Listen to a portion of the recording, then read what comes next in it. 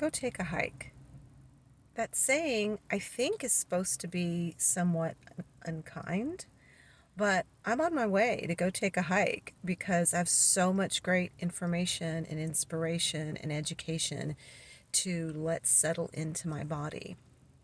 And it reminds me of the times when I talk to my clients and answer their questions and coach them through getting their homes decluttered, organized, styled, contained, maintained.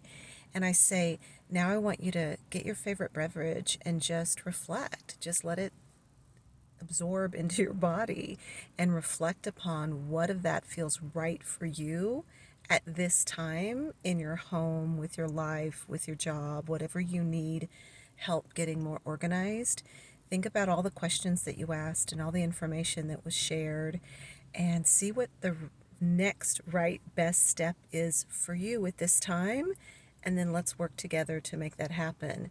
So I'm going to take my own advice, and I'm headed out now to a wonderful park, and I'm going to go take a hike.